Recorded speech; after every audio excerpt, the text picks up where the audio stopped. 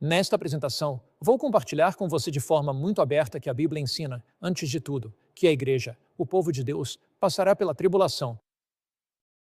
Depois, vou mostrar como se preparar para o que está por vir, e vamos dar uma olhada nas 7 últimas pragas, na Batalha do Armagedon, e no momento em que o rio Eufrates seca e os reis do Oriente aparecem, para entendermos o que tudo isso significa.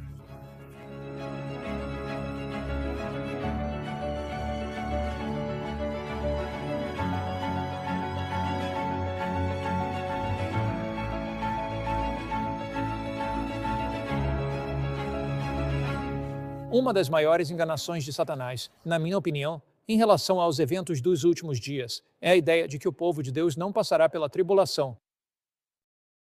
Por que isso é significativo?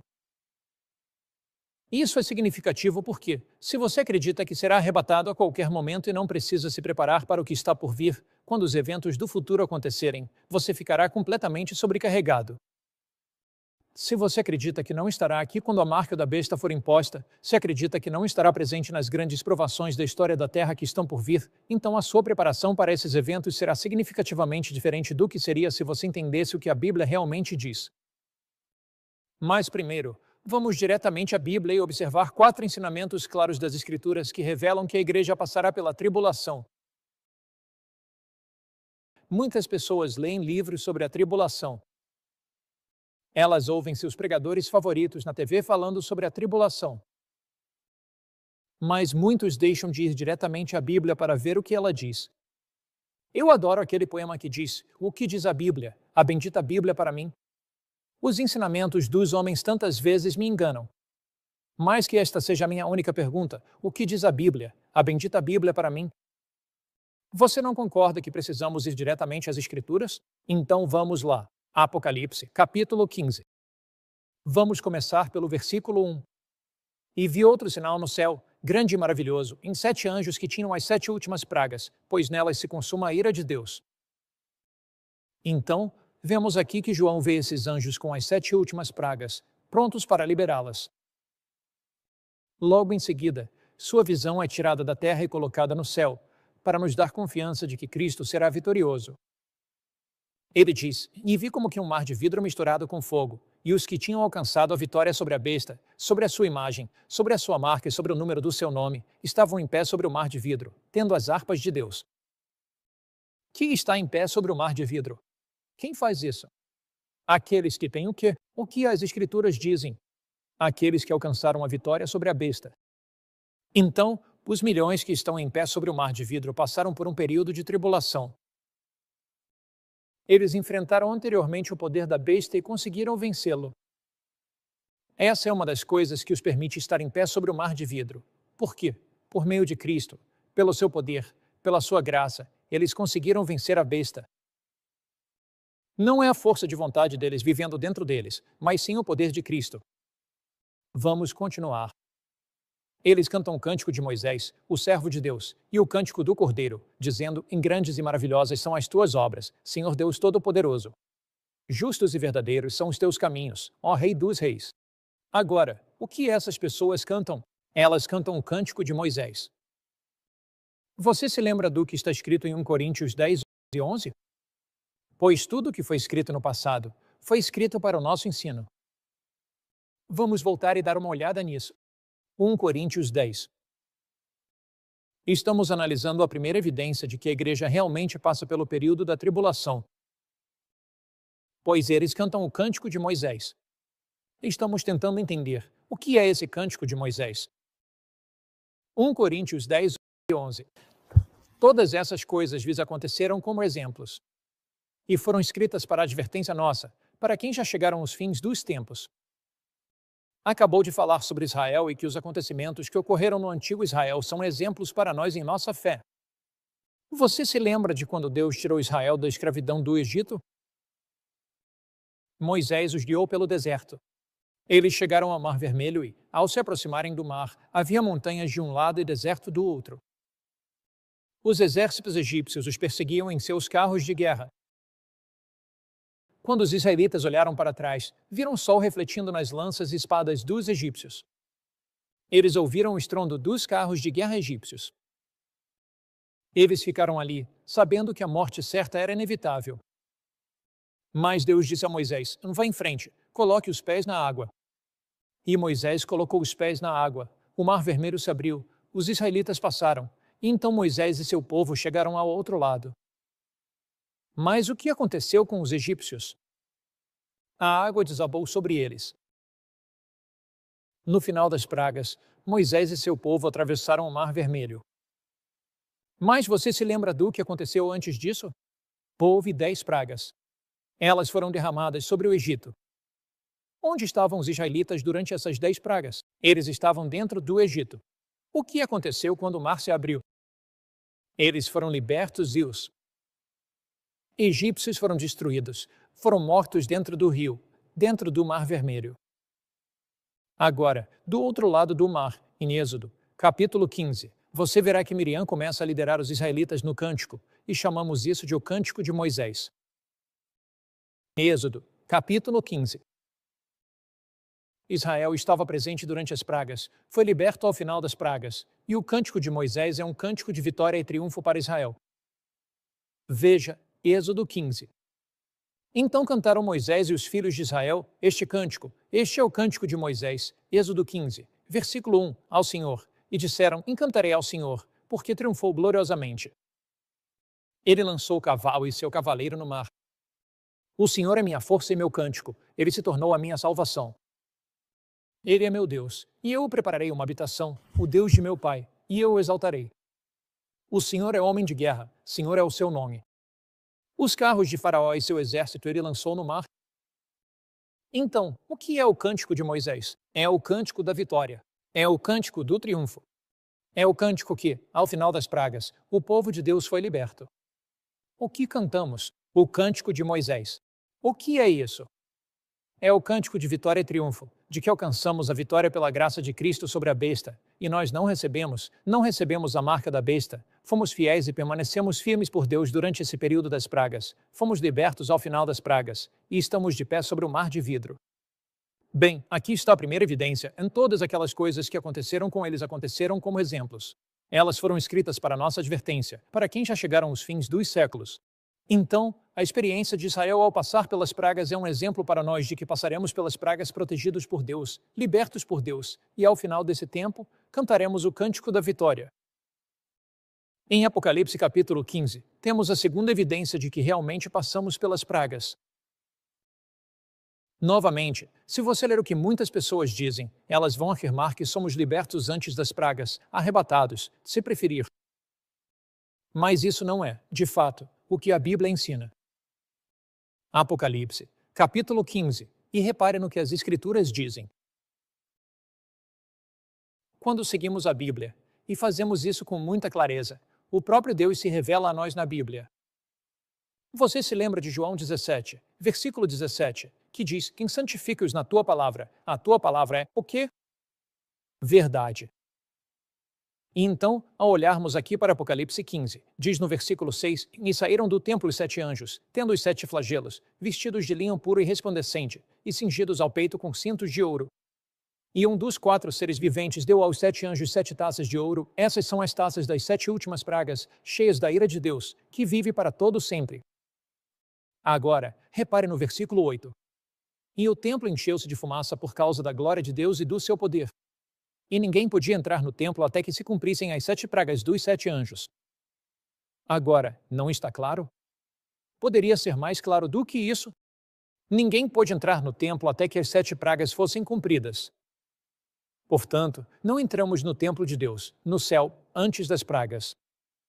Nós passamos pelas pragas, cantamos o cântico da vitória e então entramos no templo. Você consegue se lembrar de outra ocasião na Bíblia em que o templo foi preenchido com a fumaça e a glória de Deus? Com certeza. Quando o templo, o santuário literal na terra, foi inaugurado, o templo se encheu da glória de Deus e ninguém podia entrar nele.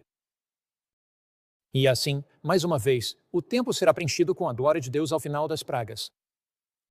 Os ímpios terão sido destruídos quando Jesus vier. E quando Jesus vier, ele vem para nos levar para casa. E a sua glória encheu o templo. Agora, nós entramos no templo de Deus com ele. Então, essa é a segunda evidência de que ninguém pode entrar no templo até que as 7 pragas sejam cumpridas. A terceira evidência, claro, está nos Salmos. Você tem salmo após salmo que fala sobre o fato de que nós passamos pelas pragas, passamos pela tribulação, passamos pelas provações e dificuldades, e Deus nos protege. Um bom exemplo disso é o Salmo 91. Salmo 91. E aqui, no Salmo 91, temos pragas e promessas. Esse é um dos salmos mais encorajadores de toda a Bíblia. Diz assim: Direi do Senhor, versículo 2: Ele é o meu refúgio e a minha fortaleza, o meu Deus, em quem confio. Certamente ele te livrará do laço do passarinheiro e da peste perniciosa. Qual é a primeira praga? É a peste perniciosa. Ele vai nos livrar disso. Ele te cobrirá com suas penas, e debaixo de suas asas encontrarás refúgio. Não terás medo do terror noturno, nem da flecha que voa de dia, nem da peste que se propaga nas trevas. Qual é a outra praga? É a peste que anda nas trevas, nem da mortandade que assola ao meio-dia. Qual é a outra praga? O sol que queima os homens. Então, isso obviamente está falando das pragas. 1000 cairão ao teu lado, Salmo 91, versículo 7, 10.000 à tua direita, mas tu não serás atingido. Portanto, passaremos pelas pragas com fé em Cristo, protegidos por Cristo durante as pragas, e veremos 1000 caírem ao nosso lado, mas isso não chegará até nós. Por quê? Porque estamos debaixo da sombra de suas asas. Ele está nos protegendo e guiando durante essas pragas. Ele é o nosso defensor durante as pragas. Agora, repare no que diz. Aqui no versículo 8. Somente com os teus olhos contemplarás e verás a recompensa dos ímpios. Portanto, veremos os juízos de Deus caindo sobre os ímpios durante esse período, durante as pragas. Porque fizeste do Senhor, que é o meu refúgio, o Altíssimo, a tua habitação. Nenhum mal te sucederá. Agora, repare na próxima frase. Nem praga alguma chegará à tua tenda, porque aos seus anjos dará ordens a teu respeito, para te guardarem em todos os teus caminhos. Então, perceba que diz, e nenhuma praga chegará à tua tenda. Porque estamos ali, protegidos por Deus. Lembre-se do Salmo 46, em Deus é o nosso refúgio e fortaleza, socorro bem presente na angústia. Portanto, não temeremos, ainda que a terra se mude, ainda que os montes se transportem para o meio do mar, Deus está no meio dela, não será abalada, Deus ajudará ao romper da manhã. Então, mais uma vez, ao longo dos Salmos, Deus é o nosso refúgio e fortaleza. Aqui está a última evidência, que são as parábolas de Jesus. Nas parábolas de Jesus, o trigo e o joio existem juntos até a colheita final. Não há um arrebatamento seguido de uma tribulação de 7 anos e depois Cristo vindo para buscar seus santos no início e vindo com seus santos no final. Nós não encontramos isso. Você não encontra isso nas parábolas. Por exemplo, você olha para Mateus capítulo 13, e ali está a parábola do trigo e do joio. E, em Mateus capítulo 13, diz no versículo 30, deixem ambos, ou seja, o trigo e o joio, crescerem juntos até a colheita, e no tempo da colheita direi aos ceifeiros, ajuntem primeiro o joio e amarrem-no em feixes para ser queimado, mas recolham o trigo no meu celeiro. Então, nessa parábola, o joio é recolhido primeiro e queimado, depois o trigo. Em outras palavras, é um evento simultâneo. Ele conta outra parábola, a parábola do reino dos céus, como um grão de mostarda, e fala sobre como ele cresce e se expande pela terra. Então o evangelho vai avançar. Um decreto será promulgado, de acordo com Apocalipse 13, condenando o povo de Deus à morte. A marca da besta será imposta.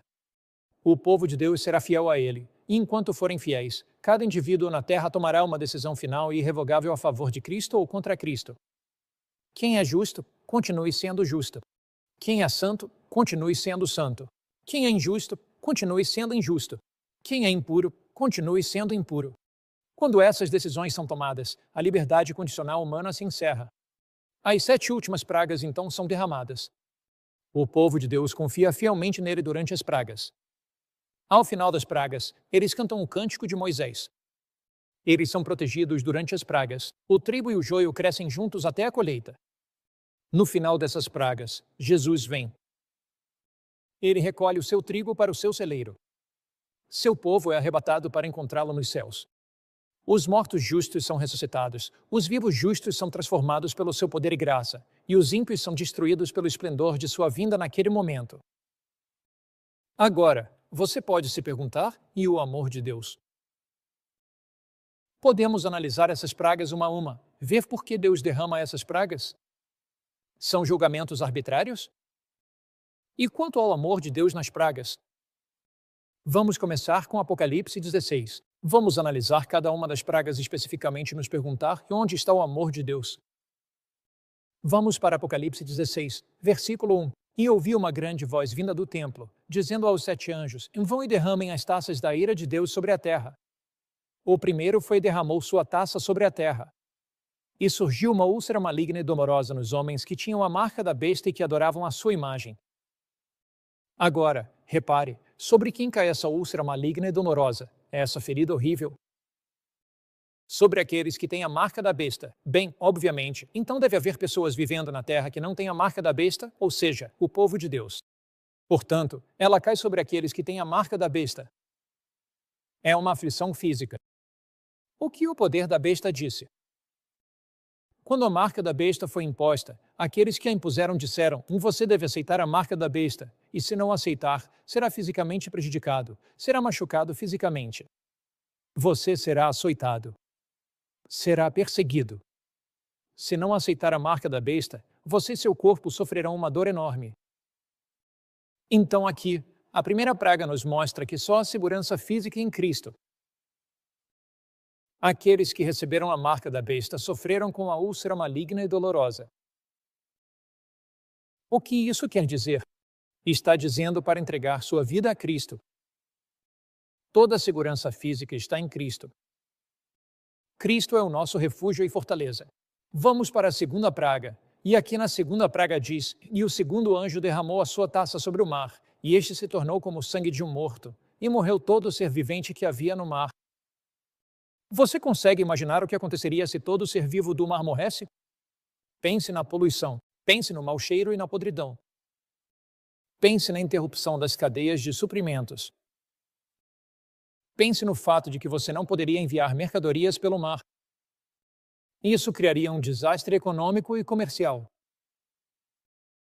O comércio econômico pararia quase imediatamente. Lembra do que disseram aqueles que impuseram a marca da besta? Eles disseram: você não pode comprar nem vender. Você não vai conseguir comer. Mas aqui, na segunda praga, aquilo que eles prometeram, eles não conseguiram cumprir. E na segunda praga, o que está escrito? Toda a segurança econômica está em Cristo. Na verdade, a Bíblia diz que o nosso pão e a nossa água serão certos durante esse tempo. Davi diz: e nunca vi o justo desamparado, nem a sua descendência mendigar o pão. Jesus promete, durante esse período, que cuidará de nós. Então, a primeira praga diz que toda a segurança física está em Cristo. A segunda praga diz que toda a segurança econômica está em Cristo. Veja o que diz em Apocalipse capítulo 16, terceira praga. O terceiro anjo derramou a sua taça sobre os rios e as fontes das águas, e elas se tornaram em sangue. E ouvi o anjo das águas dizer: injusto és tu, ó Senhor, que és, que eras e que has de ser, porque julgaste assim. Versículo 6. Pois eles derramaram o sangue dos santos e dos profetas, e tu lhes deste sangue para beber, porque são dignos disso. E ouvi outro do altar dizer: sim, Senhor Deus Todo-Poderoso, verdadeiros e justos são os teus juízos. Agora veja, por que Deus lhes dá sangue para beber? Está explicado aqui. Eles derramaram o sangue dos santos e dos profetas. Em outras palavras, eles decretaram a morte e quiseram destruir e matar o povo de Deus. E então aqui diz que eles receberam sangue para beber. O que isso quer dizer? Diz que a nossa vida está escondida com Cristo em Deus. A vida é um presente que Deus nos dá, e a nossa vida está escondida com Cristo em Deus. Veja, a primeira praga mostra que toda a segurança física está em Cristo. A segunda praga mostra que toda a segurança econômica está em Cristo. A terceira praga mostra que a sua própria vida está em Cristo. Afinal, qual é a quarta praga? Na quarta praga, o sol queima os homens. Toda adoração verdadeira está em Cristo. A marca da besta tem a ver com a mudança da lei de Deus do sábado do sétimo dia para domingo, o primeiro dia. O sábado é o selo do Deus vivo, e o sol tem sido objeto de adoração de divindades pagãs ao longo dos séculos. Os egípcios adoravam o sol, o deus Sol Amon-Ra. Os babilônios adoravam o deus Sol Bel-Marduk. Os persas adoravam o deus Sol Mitra. Os romanos o chamavam de Sol Invictus, Sol Invictus. Adoração ao Sol, mas, ainda assim, nos dias de Constantino, a adoração ao Sol infiltrou-se na igreja cristã. No futuro, haverá imposição da marca da besta. E aqui, nesta quarta praga, diz que toda adoração verdadeira está em Cristo. A próxima, a quinta praga, fala sobre trevas no trono da besta. Eles buscaram luz no poder da besta, mas só encontraram trevas. Procuraram a verdade no poder da besta, mas só encontraram falsidade. Então, o que isso quer dizer? Diz que Jesus é a luz do mundo. Na verdade, João capítulo 8, versículo 12, Jesus diz, eu sou a luz do mundo. Quem me segue não andará em trevas. A Bíblia, Salmo 119, versículo 105, em tua palavra é lâmpada para os meus pés e luz para o meu caminho. Então, aqui a quinta praga fala sobre o fato de que essas pessoas seguiram o erro, seguiram a superstição, seguiram invenções humanas, mas ainda assim existe a verdade. As pragas são pragas literais, mas têm lições espirituais que são a sua base. Naquela primeira praga, toda a segurança física está em Cristo. Naquela segunda praga, toda a segurança econômica está em Cristo. Naquela terceira praga, a nossa própria vida está em Cristo. Naquela quarta praga, onde se fala sobre o sol queimando os homens, a verdadeira adoração está em Cristo. Naquela quinta praga, toda a luz está em Cristo. Ele é a luz da vida. Na sexta praga, diz, o sexto anjo derramou a sua taça sobre o grande rio Eufrates, e a sua água secou, para que se preparasse o caminho dos reis do Oriente.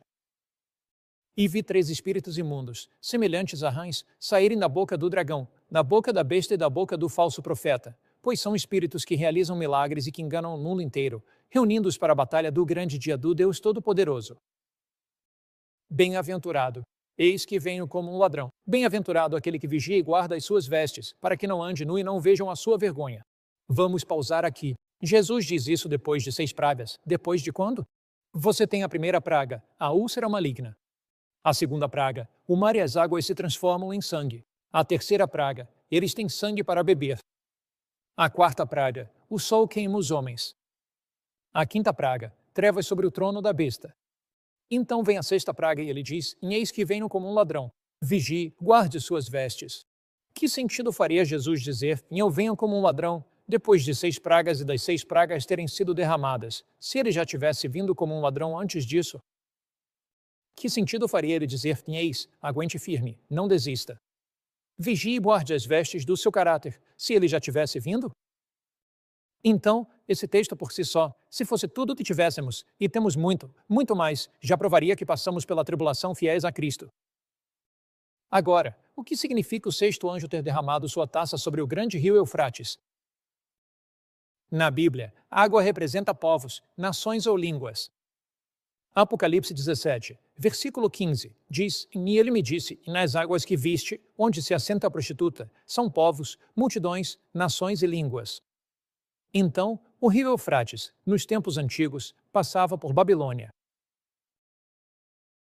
Quando o rio Eufrates secou, Ciro e suas tropas marcharam pelo leito seco do rio, subiram até a cidade da Babilônia, atacaram-na e a derrubaram naquela noite. O rio Eufrates, o rio literal, era o sistema de apoio para a Babilônia. Nos últimos dias, temos a Babilônia espiritual. Confusão, religião falsa, erro, apostasia, ilegalidade, viver de maneira contrária à lei de Deus. O rio Eufrates, o que ele representa? Nos tempos antigos, ele representava o sistema de apoio de uma cidade literal, a Babilônia. Mas o que ele representa de acordo com Apocalipse 17 e 15? Povos, nações, línguas, e assim no sistema de apoio da Babilônia seca. Ou seja, pessoas que antes faziam parte desse sistema se voltam contra ele. Por quê? Porque os que impõem a marca da besta disseram, se tivermos um governo mundial, se você atece, se você aceitar a marca da besta, se você adorar da maneira que ordenamos, se você fizer isso, isso trará paz e alegria à terra. Mas isso não aconteceu. As pragas vieram em rápida sucessão. Então, o sistema de apoio à Babilônia, a essa união político-religiosa, essa união de igreja e Estado, todo esse sistema de apoio desmorona porque eles não conseguiram cumprir o que prometeram. E então, o que acontece? O diabo sabe que precisa fazer alguma coisa. Então diz: são espíritos de demônios, que realizam milagres e vão aos reis da terra. Eu vi, verso 13, 3 espíritos imundos, semelhantes a rãs, saindo da boca do dragão. Isso é o paganismo. A besta, isso é o papado. E a boca do falso profeta, isso é o protestantismo. Essa é a união triunfante das religiões falsas, todas unidas. E Satanás age por meio de milagres. Ele tenta enganar, e isso leva à grande batalha do Armagedon. Qual é o verdadeiro significado da batalha do Armagedon? Todas as forças do inferno estão unidas. Todas as forças do mal estão unidas, e elas avançam contra o povo de Deus para destruí-lo. É esse conflito final entre o bem e o mal. É esse conflito cósmico entre Cristo e Satanás. Mas, nesse momento, ocorre a 7ª praga. Pedras de granizo caem do céu. Nós lemos isso aqui. E o 7º anjo derramou sua taça no ar. E veio uma grande voz do céu, do trono, dizendo: está feito. Houve vozes, trovões, relâmpagos e um grande terremoto, e a grande cidade, Babilônia, foi dividida e caiu, e toda montanha e ilha foram removidas dos seus lugares, e uma pedra de granizo do tamanho de um talento caiu do céu, isso equivale a 30 quilos. Então, o que acontece? Jesus disse: está feito. Acabou. Pecado, doença e sofrimento, nunca mais. Doença, desastre e morte, nunca mais. Poluição e pobreza, nunca mais. Confusão e caos, nunca mais. Jesus disse: é hora de buscar o meu povo. É hora de libertar o meu povo. Então Jesus desce pelo corredor do céu, mas antes disso, a 7ª praga acontece. Terremoto, toda montanha e ilha são removidas dos seus lugares. As pedras de granizo caem. Os ímpios são destruídos. Os justos mortos são ressuscitados. Os justos vivos são transformados. Justos mortos e justos vivos recebem corpos imortais. Eles são arrebatados para encontrar Cristo nos céus. Eles foram fiéis a Cristo, fiéis quando a marca da besta apareceu, fiéis nas 7 últimas pragas. Pela sua graça, pelo seu poder, por sua misericórdia, por seu amor, eles não cederam. Meu amigo, Jesus está te conduzindo a algo muito mais profundo do que você já experimentou no passado. Ele está te guiando para uma fé que vai suportar provações, dificuldades e sofrimentos, a fé de Jesus. Pela graça de Deus, estenda a mão para Ele agora mesmo e diga: Senhor, obrigado pelas promessas de Deus. Obrigado porque estou do lado vencedor. Obrigado porque Jesus está ao meu lado para me fortalecer nas provações de hoje e me preparar para as provações de amanhã. Obrigado porque o Senhor nunca vai me deixar nem me abandonar. Obrigado porque, quando o poder da besta impor sua marca, em Cristo eu posso ser vitorioso. Obrigado porque terei anjos me protegendo durante as pragas. Obrigado porque, mais uma vez, o Senhor virá para me levar para casa. Vamos orar. Pai do céu, te agradecemos de todo o nosso coração porque Jesus Cristo é nosso Salvador e Redentor, porque Ele morreu por nós e porque Ele virá novamente para nos buscar. Nós te louvamos por isso. Em nome precioso de Jesus, entregamos nossas vidas a Ti, em nome de Cristo. Amém.